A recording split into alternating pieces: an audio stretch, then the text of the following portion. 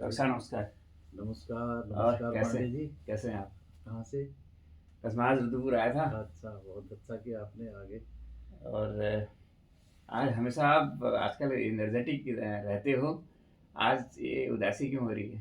यार उदासी इस बात के लिए हो गई ना, अब तुमको तो पता ही है मैं पूरा ऑर्गन डोनेशन के लिए लोगों को हाँ, मोटिवेट आजकल कर तो रहा हूँ। आपने इस पे बहुत एक बड़ा अभियान चला रखा है, ऑर्गन पिछले डोनेशन अवेयरनेस। 3 साल से ये लगातार जो है कार्यक्रम चल रहा है। हम्म। और दुख इस बात का हो गया ना, कानपुर से ना पिछले हफ्ते बहुत ही खराब खबर आई। हाँ, न्यूज़पेपर में भी आया था कुछ जो। मैं सोच रहा हूँ यार ये डॉक्टरों को क्या हो गया होगा, है ना। हम्म, मतलब इतने पढ़े लिखे डॉक्टर और कानून को भी समझते हैं, है ना। हम्म, क्या तो पता लगा वहाँ एक बच्चा था ना पढ़ने वाला, कोई उसको फीस के लिए पैसे नहीं थे जो है। देहरादून में पढ़ रहा था वो। हाँ, हम्म, वो दलालों ने उसको किसी तरह से पटा लिया। मुझे तो लगता है यार देहरादून में कोई ऐसे दलाल भी घूमते होंगे, वो परेशान रहते होंगे बच्चे। एक तो प्राइवेट कॉलेजों की फीस भी बहुत महंगी हो गई है। तो वो उसको पता लगा तो दलाल पीछे पड़ गए उसके हम्म। कि भाई अपना गुर्दा बेच दे। और वो अच्छा। बच्चा कहीं बिहार का था, रहने वाला था। ओहो। तो उसको तैयार कर लिया उन्होंने कि तेरे को हम 6.5 लाख रुपया देंगे और तो अपना किडनी किडनी भेज दे दे दी। करके। वो कुछ पता नहीं कितने महीने में वो तैयार हो गया होगा। अच्छा। और उसको वहाँ से कानपुर ले गए। हम्म, और कानपुर में 3-4 अस्पताल ऐसे थे जहाँ उनकी जांचें भी हुई, अल्ट्रासाउंड हुआ होगा, दुनिया भर के टेस्ट हुए होंगे, हम्म, टेस्ट की मैचिंग हुई होगी टिश्यू की। हम्म, ये करते करते उसका एक गुर्दा निकाल के हम्म। कोई मुजफ्फरनगर की एक मरीज को लगा दिया। और उस मरीज से 80 लाख रुपए में सौदा हुआ। अच्छा। छह हाँ, लाख में 6 लाख उसको दिए और 80 लाख में 80 लाख में फिर। उसका सौदा हुआ। उसमें 2 टेक्नीशियन भी इन्वॉल्व हैं, जो हम्म, कोई मेरठ के टेक्नीशियन थे। वो हम्म, वो टेक्नीशियन उसको लेके गए। हम्म। तो मैं सोच रहा था यार ये ऐसा कैसा एक जमाना, इससे हमारे जो ऑर्गन डोनेशन का ये अभियान चला रखा है, कितना धक्का लगेगा इसको, है ना। बिल्कुल। एक तरह से ये तो निराशाजनक बात हुई ना कि आप इतना काम कर रहे हो और यहाँ पे इसकी रैकेटिंग हो रही है। इसके लिए कानून है देश में जो है ना। हाँ, जबकि देखो, हम कहते हैं कि कानून बहुत मजबूत है, इसके लिए मजबूत कानून बनाया देश में करके। आम आदमी जब जो है वो उसके लिए जाता है ना, हम्म, ऑर्गन डोनेशन के लिए। एक एक अच्छी खबर पिछले हफ्ते ही मेरे पास लखनऊ से आई। हम्म, तो एक हमारी पेशेंट है, हम्म, तो उसके बेटे ने ही उसको गुर्दा दिया है जो। हम्म, और उसका सक्सेसफुल हो गया ट्रांसप्लांट जो है ना। काफ़ी दिनों से सोच रहे थे वो, 1-2 साल से, लेकिन मैंने भी उसमें उनको मोटिवेट किया और उसका गुर्दा दान हो गया। हम्म। अब वो 1-2 महीने लगेंगे उसको अस्पताल से बाहर आने में। हाँ, आपके पास और तो बहुत सारी लिस्ट हैं ऐसे ऐसे, हाँ, मेरे ख्याल से ये तो जिनका ऑर्गन ट्रांसप्लांट हुआ है। बहुत सारे लोग मुझे फ़ोन करते हम्म, हैं। उसमें से मेरे पास ऐसे फ़ोन भी आते हैं हम्म, कि डॉक्टर साहब वो कहीं से व्यवस्था हो जाएगी। मैंने हाँ, कहा भैया व्यवस्था का काम तो मैं करता नहीं हूँ। हम्म, और मैं तो यही कहूँगा कि भाई अपने परिवार का ही कोई बंदा अगर डोनेट करने को तैयार हो जाए, आपके जो क्लोज रिलेशंस में है, हम्म, आपके ब्लड रिलेशन में है, वो लोग अगर तैयार हो जाए, हम्म, माता पिता भाई बहन चाचा ताऊ, हम्म, है ना। हम्म, और तो उनका गुर्दा मैच अच्छा होता है, क्योंकि उसमें जो, और वो लंबा चलता भी है। हम्म, और मैं तो इस पर विश्वास नहीं करता कि ये कोई खरीदे उसको और फिर लगाए। हम्म, लेकिन लोगों के दिमाग में पहला सवाल यही आता है क्योंकि तो कहीं से मिल जाता करके, क्योंकि हम्म, मुझे तो अपने ब्लड डोनेशन का अनुभव है। नैनीताल में जब ब्लड डोनेशन का अभियान चलाए तो वहाँ हम्म। लोग खून के लिए भी यही करते थे, है कौन ना। बेचते तो थे? हाँ, किसी को किसी का मिल जाए खून, अपना हाँ। कोई देने को तैयार नहीं होता था। लेकिन जो जागरूकता चलाई तो लोग ब्लड डोनेशन के लिए आगे आने लगे। हाँ, आज किसी भी मतलब ब्लड बैंक फुल है। फुल है। आज ब्लड की कमी नहीं है आप किसी भी शहर में। ये तो अब जो है, अब ऑर्गन डोनेशन का मैं देख रहा हूँ कि पिछले दिनों ना मोदी जी का तुमने सुना होगा, वहाँ केरल का मन की बात में। मन की बात हम्म, में उन्होंने एक वहाँ पर सेरीन इब्राहिम करके लड़की थी, हम्म, बच्ची थी 10 ही महीने की। हम्म, 10 महीने की बच्ची को का एक्सीडेंट हो गया। अपने अपने दादा दादी के साथ वो कहीं जा रही थी, एर्नाकुलम से केरल या कहाँ जा रही थी गाँव। हम्म, तो उसका एक्सीडेंट हुआ। तो वो 10-12 दिन के बाद केरल में अस्पताल वालों ने उसको कहा कि भाई ये बच नहीं सकती, ब्रेन डेड हो गई है। हम्म, तो उनके माँ बाप ने बहुत अच्छा डिसीजन लिया ऐसे मौके पे, और उन्होंने कहा हम इसके अंग दान करना चाहते हैं।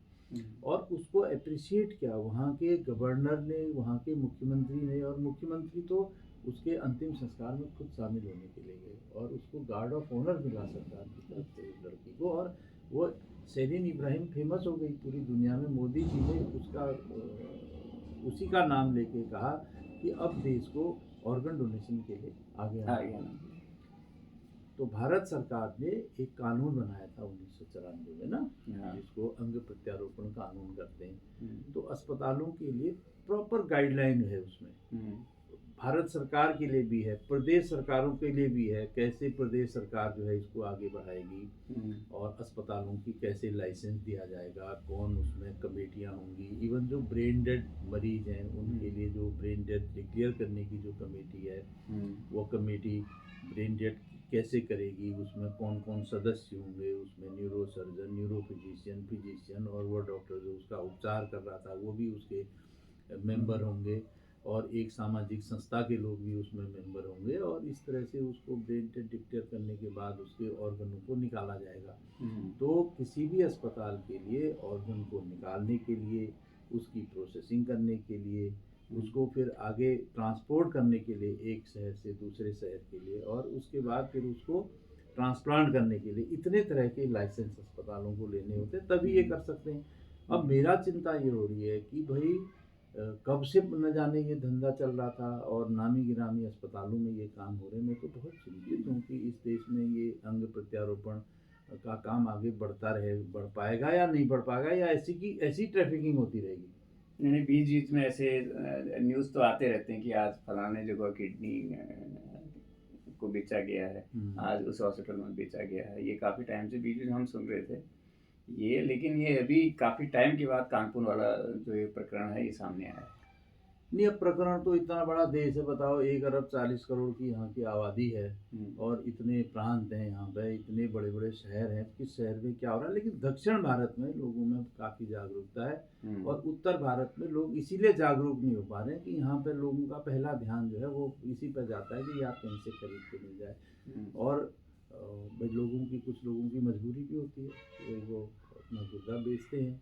तो मैं तो ये कहता हूँ, देखिए गुर्दा बेचने के बजाय अपने ही परिवार के लोग अगर गुर्दा दान करें वो सबसे अच्छा है। और मैं तो पूरी जनता से आपके माध्यम से ये कहना चाहूँगा कि दान करने से कोई शरीर को नुकसान नहीं होता है। जीते जी भी आप अपना गुर्दा दान कर सकते हैं, एक लीवर का 1/3 हिस्सा दान कर सकते हैं, आँत का कुछ हिस्सा दान कर सकते हैं, और ब्रेन डेड मरीजों के तो बहुत सारे और ऑर्गन भी दान हो सकते हैं, फेफड़ा दान हो सकता है, हार्ट दान हो सकता है, गुर्दा और लीवर तो है। डोनर को भी कोई परेशानी नहीं होती है। जैसे एक किडनी, 2 किडनी होती है हमारे पास, एक किडनी हमने दे दी, डोनेट कर दी अपने करीबी परिवारजन को, तो मेरे को कोई खतरा नहीं होता। देखिए जो मरे, जिसको कि कहते हैं कि वो father of organ transplant, Robert मरे, हाँ। जिसने पूरा का पूरा किडनी डोनेट ट्रांसप्लांट शुरू किया था 1954 में, और उसको नोबेल प्राइज़ भी मिला बाद में। तो उसने जो पहला ट्रांसप्लांट किया तो अपने आइडेंटिकल ट्विन से किया, और उनमें दोनों आइडेंटिकल ट्विन में जो छोटे भाई को बड़े की लगाई या बड़े को छोटे की लगाई मुझे ध्यान नहीं है, लेकिन दोनों अपनी नॉर्मल लाइफ जिए और अच्छे बिजनेसमैन बन के आगे को आए और अपनी 70-80 साल तक की उम्र तक की। तो मेरा कहना यह है कि नॉर्मल रहते हैं। मैं भी बहुत सारे ऐसे लोगों को जानता हूँ जिनके पास एक ही गुर्दा है या जिन्होंने गुर्दा दान दे दिया, अपने बिल्कुल नॉर्मल लाइफ बिल्कुल 20-20 साल से लोग सर्वाइव कर रहे हैं और अच्छे बिल्कुल स्वस्थ कर रहे हैं। और ऐसा बताइए, आप ट्रैफिकिंग में हमारे डॉक्टर इन्वॉल्व हो गए, पुलिस ने उनको पकड़ा, जेल में डाल दिया, उनसे लाखों रुपया जो है जुर्माना अब वसूल, अब केस चलेगा उन पर, है ना, कितने 10 साल तक की उसमें सज़ा हो सकती है। 10 साल की सज़ा के बाद आप बाहर आएंगे, बताइए क्या रह जाएगा। सबसे बड़ी बात तो इस क्या मुहिम को बड़ा धक्का जाएगा? लगेगा ना। जो डॉक्टर ये कर सकते थे, जो ट्रांसप्लांट कर सकते हैं, वो तो जेल में बंद हो गए। तो जेल में बंद हो गए। अब किसी को जरूरत भी है तो फिर उसमें वो डॉक्टर भी शायद नहीं कर रहे थे, उसमें टेक्नीशियन कर रहे थे। बताओ, टेक्नीशियनों के माध्यम से एक अस्पताल में इलाज करके दूसरे अस्पतालों में उनको शिफ्ट कर दिया गया ताकि ये दिखाया जाए कि उनका वहाँ उपचार चल रहा है करके। तो मैं इसको जो है मैं क्रिटिसाइज़ करता हूँ, और हमारे पढ़े लिखे डॉक्टरों को ऐसा काम नहीं करना चाहिए, और जो भी इसमें लिप्त हैं उनको सज़ा तो मिलेगी, कानून उनको सज़ा अपनी देगा। और लेकिन इसको जो मुहिम को जो धक्का लगेगा उसकी कोई इसीलिए मुझे चिंता हो रही है। आपने ये बिल्कुल सारे ये सवाल पूछे और आपका भी बहुत बहुत धन्यवाद। ये निराशाजनक बात तो है ही, ये नहीं होना चाहिए। निराशाजनक। और इसमें करने वालों को भी फिर निराशा होती है, जैसे आप लगे हैं ऑर्गन डोनेशन अवेयरनेस के लिए, तो ये चीज़ें बहुत से मन ना हो। और आपसे ये जानकारी मुझे और मिली। देखने वालों से भी मैं कहता हूँ कि बिल्कुल, अगर आपके परिवार में कोई ऐसा हो जिसको गुर्दे की ज़रूरत हो, जिसको लीवर की ज़रूरत हो, मुख्य रूप से यही 2 ऑर्गन जो है वो जीते जी दान होते हैं, तो आप ज़रूर आगे आइए और ऐसे अपने परिवार के सदस्य को बचाइए भी, उसको डायलिसिस से बाहर निकालिए, जो लीवर फेलियर्स है उसको लीवर फेलियर से बाहर निकालिए, और उसको भी जीने का पूरा अधिकार है, और जीने का अधिकार हर व्यक्ति को है, इसका सम्मान होना चाहिए। नमस्कार। बिल्कुल, नमस्कार आपसे।